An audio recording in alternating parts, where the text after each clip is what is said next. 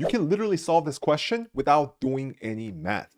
Here's how it works. A right circular cylinder has a height that is 4 inches less than its radius. If the surface area is this much, what is the radius in inches? So the question tells us the height is going to be 4 inches less than the radius, and the surface area is going to be 896 pi, which can also be found with the formula 2 pi rh plus 2 pi r squared, and that's going to give us the surface area of this. And from here, we can get rid of the h by substituting it with r minus 4, which will give us 2 pi r times r minus 4.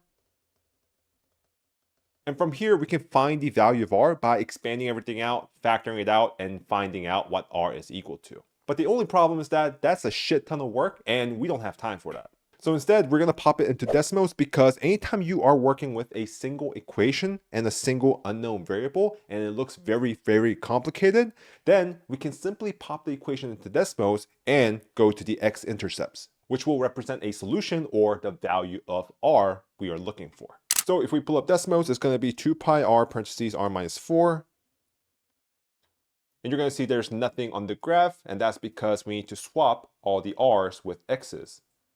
Otherwise, decimals cannot understand it. And if we come to the graph, we see our x-intercepts are located at minus 14, 16, which means our r is going to be either minus 14 or 16. And because radius cannot be negative, 16 is going to be our final answer. So anytime you're working with a single complicated equation and one unknown variable, then simply pop into decimals and go to the x-intercepts to find your answer.